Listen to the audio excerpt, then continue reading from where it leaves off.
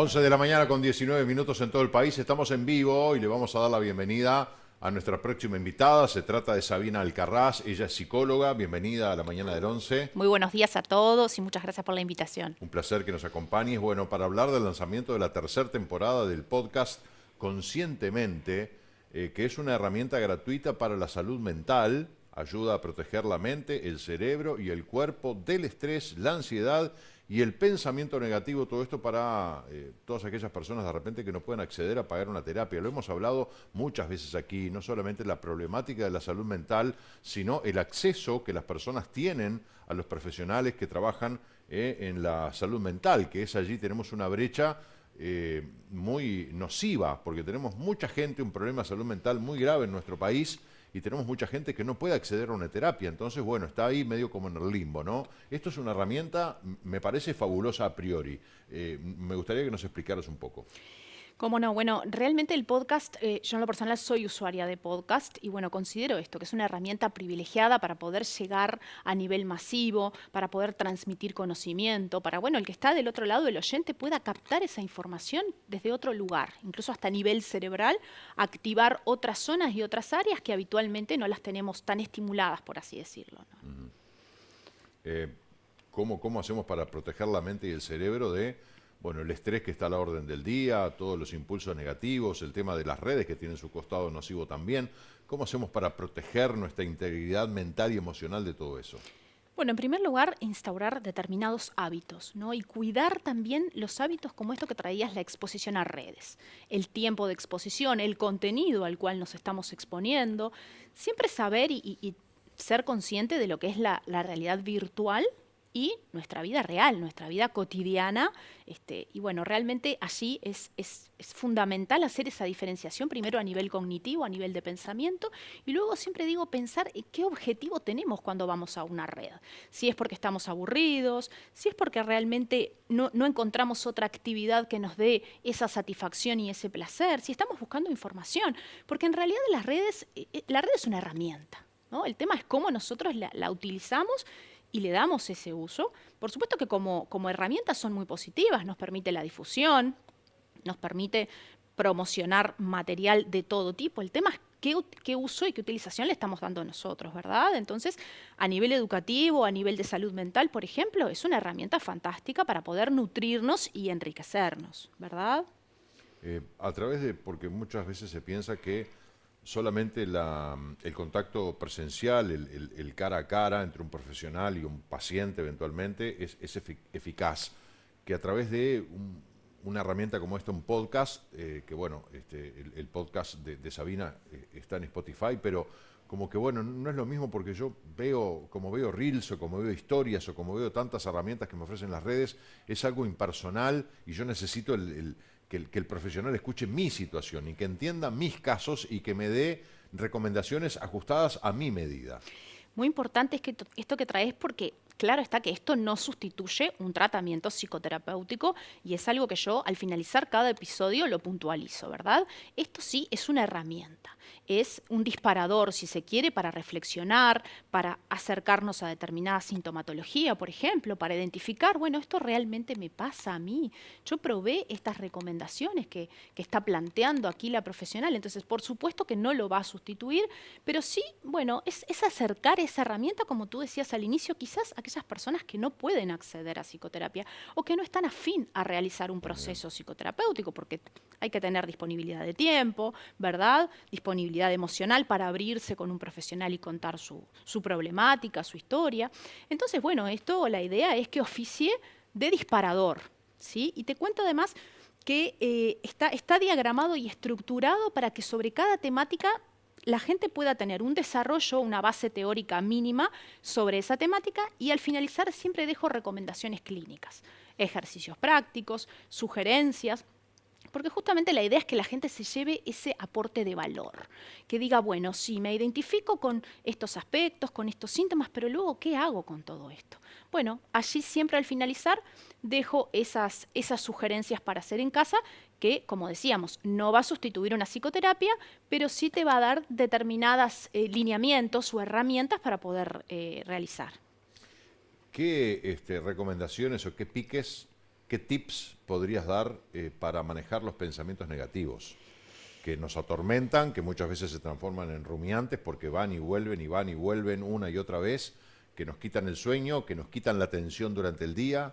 ¿Cómo hacemos para manejarlos? Fundamental el manejo del pensamiento, porque justamente a partir del pensamiento va a venir nuestra emoción y cómo vamos a reaccionar y nuestra conducta en la vida. Entonces, fundamental primero esto que traes es diagnosticar, bueno, yo tengo un pensamiento negativo, tengo un pensamiento catastrófico, estoy siempre anticipando cuestiones negativas o que me va a ir mal. Bueno, lo primero es el diagnóstico, como siempre. Y después el tratamiento, bueno, es sobre ese pensamiento parar. Hay una técnica que se llama stop del pensamiento, justamente, que es parar con eso y reformularlo, ¿no? Entonces, le vamos dando batalla, no es fácil, es una tarea de cada uno en casa, diaria, pero sí le vamos dando batalla a ese pensamiento que, ¿cuál es la característica del pensamiento negativo? Rápidamente empieza a fagocitar nuestra vida, ¿no? Va como ganando terreno, ganando espacio y de pronto estamos con una obsesión, ¿no? Como decías, con un pensamiento rumiante que nos invade y que no nos permite tener una calidad de vida buena.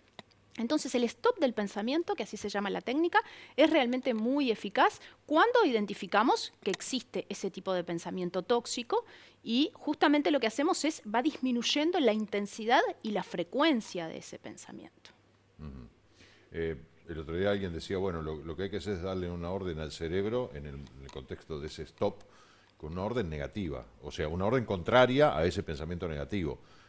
Hablarle firmemente, ¿no? Hablarnos a nosotros mismos y darle una orden clara a nuestro cerebro para corregir ese pensamiento.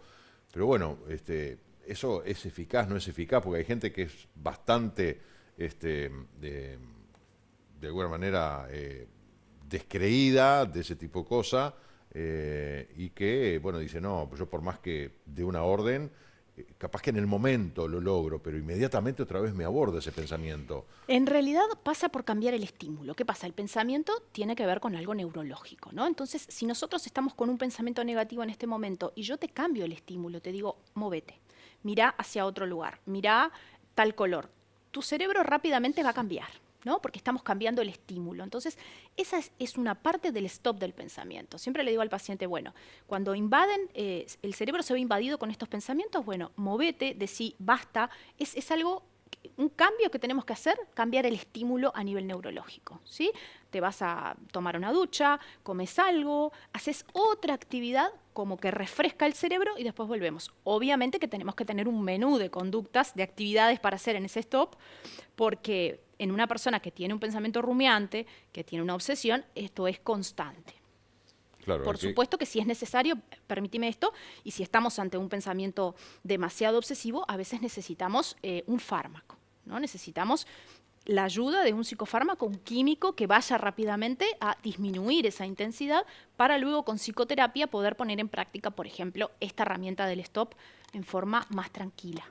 Hay gente que es resistente al tema de la medicación, que dice no quiero porque me puede generar un hábito, porque me puede generar una adicción, porque no quiero tener determinados resultados en base a medicación y si no tengo la medicación no los voy a obtener.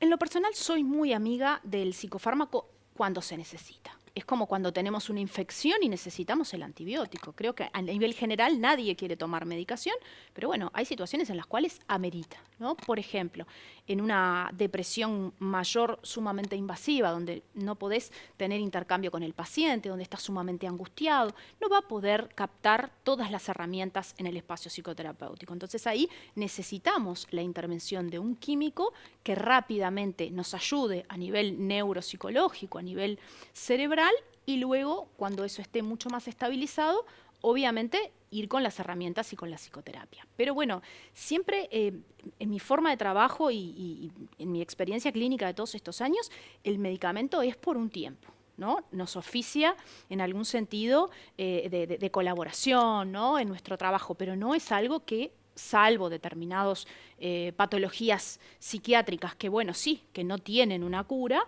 no tienen una remisión de la sintomatología, pero en general, con gente que no tiene trastornos, no la necesitamos de por vida. Es por un tiempo mientras trabajamos con psicoterapia y luego el paciente prescinde rápidamente de la medicación. Necesariamente tiene que ir acompañada la medicación de una psicoterapia, no es solamente medicación. Depende de la situación y depende del trastorno. ¿Qué es lo que ocurre? En general, los profesionales de salud mental apuntamos a que el paciente pueda generar sus propias herramientas, pueda aprender a cómo manejar esa sintomatología, ese perfil psicológico, eso que le está molestando sin medicación. Es lo ideal, ¿no? Justamente porque aparte desde su autoestima, el paciente se empodera, se da cuenta que puede por sí mismo y que no depende de un factor externo y menos de un químico, ¿no? Entonces, siempre en lo personal, voy a apuntar a que el paciente trabaje desde su interior, trabaje desde sí mismo, aprenda. Siempre digo que el espacio psicoterapéutico es un espacio de aprendizaje, ¿sí? Donde, obviamente, en base a cada situación vital, a cada problemática, el paciente va aprendiendo a autogestionarse, a automanejarse. Ese es el objetivo global, digamos, de la psicoterapia. ¿Estás en Spotify y estás en Instagram también? Es así. Todo este material lo encuentran en Spotify, en Apple Podcast también, Conscientemente. Mi Instagram es @psic.sabinaalcarraz. También en mi canal de YouTube, que me encuentran como Sabina Alcarraz. Mi página web, www.sabinaalcarraz.com, que allí debo decirles que está el blog también con artículos de salud mental de mi autoría, que por supuesto es material gratuito y de libre acceso comunitario. La gente de repente puede ver un podcast, escucharte, leerte y decir, quiero hablar con Sabina. Necesito, más allá de repente agendar una consulta profesional, pero necesita evacuar alguna duda o mirá, escuché un podcast tuyo que la verdad que era, no sé, me sentí súper identificado, identificada. Digo, ¿se da esa Sí. interacción? Sucede muchísimo a través de todas las redes, porque en Spotify también la gente puede escribir y hacen preguntas, reflexiones, agradecimiento también, porque de repente con una frase, con una palabra, decís, bueno, realmente esto me ayudó muchísimo, cómo reflexioné, cómo generé cambios, ¿no? Por supuesto que estoy abierta a que la gente interactúe, pregunte, más allá de generar, obviamente, una consulta, pero que pueda interactuar por todas las redes, ¿verdad? Por Instagram, a través de la página web también hoy día tenemos una forma que se pueden comunicar directamente conmigo por WhatsApp. Tenemos realmente que por falta de vías de comunicación hoy día no va a ser, ¿no? Realmente que con las redes, por eso hoy comentábamos, ¿no? El poder de poder expandir, de poder difundir, de ya no tener fronteras con esto de las redes. ¿Es posible vivir libre de estrés hoy en día? No es fácil, no es fácil, pero es posible. Y creo que tenemos que trabajar, debemos trabajar en eso por nuestra propia integridad, por nuestra propia salud mental. Es cierto que estamos en un tiempo rápido, ¿no? Acelerado, una vorágine que estamos todo el tiempo Muy resultadista, el ahora, el ayer. muy autoexigente. También la cultura nos exige mucho desde afuera, ¿no? Entonces, estamos en esta necesidad de productividad 24/7, de ser exitosos, de cumplir al 100% con todos nuestros roles que son varios y diversos en la vida diaria. Pero sí necesitamos generar estos hábitos que hablábamos al principio de autocuidado, ¿no? De generarnos un espacio personal, de tomar el hábito de hacer una respiración profunda. Algo tan sencillo como eso, una respiración diafragmática que digas, bueno, vuelvo a mi eje, saca mi ansiedad y mi estrés diario, hacer una meditación. También en la segunda temporada, en realidad de Conscientemente, tenemos una meditación que dura 8 minutos. Todos tenemos 8 minutos en el día. El tema es tener la disposición y generar ese hábito y generarnos ese espacio personal. ¿Sí? Estrés y recién nombrabas la ansiedad. Son dos elementos disruptivos, distorsivos, que mucha gente lo padece. Muchos no se dan cuenta de que están ansiosos, lo tienen incorporado, tienen un accionar durante el día que lo consideran normal y es realmente una ansiedad tras de la otra. Eso lo puedo corregir solamente con terapia, lo corrijo, bueno, tratando de, vamos a bajar un cambio, tratar de cambiar del flujo energético. ¿Cómo hago para manejar esa ansiedad que me invade todo el tiempo? Lo principal a tener en cuenta acá es que la ansiedad de por sí no es mala ni es tóxica. La ansiedad es una emoción que está como emoción tal, va a estar presente en nuestra vida diaria y tiene que estar presente porque tiene una función. ¿Cuál es la función de esa ansiedad positiva? Motivarnos, impulsarnos, motivarnos a salir de nuestra zona de confort, de hacer un proyecto nuevo, de cambiar de trabajo, de ir a dar un examen. ¿Qué es lo que ocurre? Cuando esto se genera patológico, se vuelve totalmente tóxico. Bueno, es ahí donde empezamos a sentir esta aceleración de pensamiento, ya sintomatología física, dolores recurrentes de cabeza, estomacales. Bueno, ahí es cuando realmente decimos esto no es saludable, no es la ansiedad positiva. Y bueno, en cuanto a tu pregunta de cómo manejarlo, siempre depende de la intensidad y de la gravedad en la que esta ansiedad patológica te está, digamos, invadiendo y te está generando una calidad de vida no buena, ¿no? Está incidiendo en tu bienestar.